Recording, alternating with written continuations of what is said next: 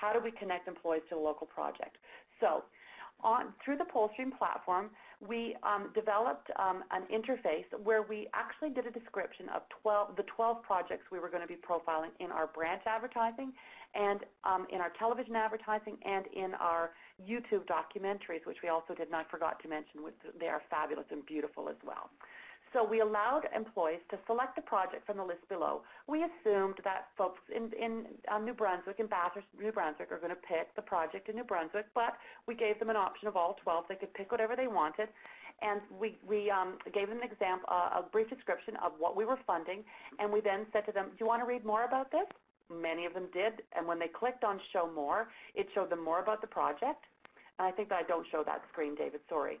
And then once they read a little bit more on the project, they could read about all 12 projects, and then we said, now it's time for you to adopt this project. So then they would click on a button called Adopt-a-Project, and it was the next slide.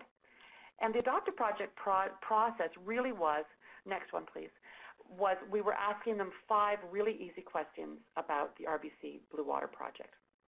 Okay, and then it's the next build from this. Sorry, David, and everybody on the phone. Okay, so we asked them 5 fun, easy questions that built their education about what is the RBC Blue Water Project and what is RBC Blue Water Day. And I'm not sure whether you can see them they're very well there now, but here again, we tried to be a little whimsical, a little irreverent, a little fun. We tried not to beat them on the heads and make them, struggle to find what the answers were. The answer was pretty obvious, what the right answer of all of these things were. But we asked them, what is the RBC Blue Water Project? Why does RBC care about water? Next build, David. And then the answers would say, yeah, you're right or you're wrong. And sometimes people click the wrong answer just to see what the answer is, which is always fun as well. So it was fun. And every answer taught them something about the RBC Blue Water Project. So that way we ensured understanding about the project. And then the last side of it on the next slide, and this is the last question that we asked them, what are you asked to do on June 11th? We were asking all employees around the world to wear blue. So 36% of employees at this point knew that we were asking them. Look at 45% drinking. Honestly, are they kidding me? 8 to 10 glasses of water? That's not what we were asking at all. They'll be a little bit healthier. Yeah, I guess so. And that's not a bad thing at all. I guess they'll be running away from their clients, though, I guess, all day long. This was partway through the campaign that I took this screen capture. So the next thing we wanted to do on the next slide is we really wanted to make it easy then for them to share information. Remember these 3 goals? Being able to learn about a project, talk about a project, and share things, all part of the PollStream platform. The next thing we want to do is be able to share your appreciation of fresh water with your friends. So at the end, once they've adopted a project, where they've taken the quiz of 5 questions, they click on the next button, and David do the next reveal, and it says, congratulations, you've now adopted, this is one of the charities, Ducks Unlimited Canada. That's great, you've adopted it. You don't need to send it to school or pay its tuition, but you've adopted it by knowing about it. And now, do you want to share it with somebody at RBC? And we allowed every employee to send an email through this platform to 1 colleague within the company. First of all, we thought, oh God, what if they send the email to everybody? It would bring the bank systems to a halt. So we restricted it to 1 employee each, and PollStream helped us do that to put the guidelines around it. And then, anything you want to say about the email? Yeah, so interestingly, 12% of people who completed the process did actually send it off to somebody else. And of the people who received it, 34% of the people responded by clicking through to the Adopt-a-Project page. So that was great. That allowed us not to have to do such heavy lifting on promoting the Adopt-a-Project. We asked our employees to do the heavy lifting. Those early adopters and the keeners who took Adopt-a-Project would send it to their friends. They could personalize the message saying, I just adopted, it was really fun, or I'm going to wear blue. Or we could give them this kind of self-populated, templated message that they could just send and click and send. The next thing we wanted to do, though, really was try to build our Facebook page. So, in fact, we allowed them to post something to their Facebook page as well, all part of this Adopt-a-Project process. So do you want to talk about this, Steve? Sure. The amazing thing is, remember, again, we're talking about a campaign that's happening behind the firewall. This is on the intranet at RBC. And one of the options was to leverage your social network to share the story about the project that you've adopted and then drive traffic from your external social network back to that public page of the Blue Water Project that Lynn showed earlier on. And the results for this were fantastic. Of the people who participated, 12% of people who participated, just like sending emails, chose to also share this onto their Facebook page. The thing about Facebook that is amazing is the leverage that you can realize. So on average, people have 166 friends. So the multiplying effect is times 166. Resulted in 145,000 displays. So that means that for all the people who posted to their Facebook page, the result was that 145,000 people would have seen other people posting. because they're friends.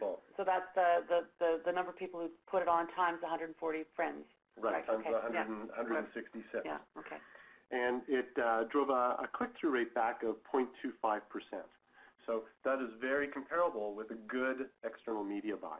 But it was all done for nothing, because all you did is you leveraged the reach of individuals who were already participating, giving them the opportunity to click through and post it onto their Facebook page.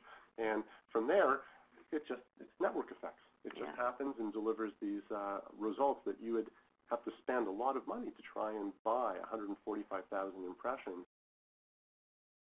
Yeah, and this is where, I mean, we're starting to look now at what some of the metrics are and what some of the ROI is, but honestly, the way this did multiply, it makes a very strong case for this is one of our most important, our Facebook fan page is one of the most important channels that we've got, absolutely, and it looks like in terms of our marketing communications going forward, really we're going to pay a lot of love and care to the Facebook page for sure. Yeah, going forward. The other part that you're seeing on this page is we also had a goal that Lynn had mentioned earlier of getting 10,000 friends. Yeah. We had a contest. Yeah, we did. That's on the next slide, actually, David, if you want to take us to that. So you, sorry. Sorry. Actually, just go back one for just one moment. We're so excited. We're all over the map here. So you can see below the Let Your Friends on Facebook Know You've Adopted Ducks Unlimited project, right below that it shows RBC Blue Water Project on Facebook, and you can click to like it. And then below it shows a collection of people who you may know who are already friends. So we were leveraging the social connections to say, oh yeah, I should check this out or I should like it. So if I clicked on Facebook Connect, then it takes me to the next slide, which this is what it looks like on your Facebook page. I don't know this Irwin character. Yeah, Irwin is actually, he's a character who's just a great guy. We love Irwin. So Irwin participates in everything we do. He's amazing. Good. I don't know how he has time to work. So Irwin, in this case, you would see if you were on his Facebook page after he participated and chose to share onto his site, this is the message that went along with it. Blue Water Day is coming. I just found out about how some of the world's best organizations are working to protect water. Check it out. And there's a link there. And that link is unique to Irwin. So when people click back, it would attribute to his engagement project. And below, the Blue Water logo and the Blue Water copy comes with every posting. So you get to tell your story for sure to every single person who sees the post up on their wall. The other thing we tried to do to make sure that we could get a lot of fans on the Facebook page is that we actually tried to incent them, and that takes us to the next slide, which is we actually had a Facebook fan challenge where we wanted to encourage our employees to ask a friend to like the page, and we said that if we got 10,000 fans in 10 days, we would give $10,000 to one of our Blue Water charities, and we did. I think on day 9 we hit 10,000, and we're up to about 19,000 at this point. So it was really, really successful, and we use this metric all the time around the company.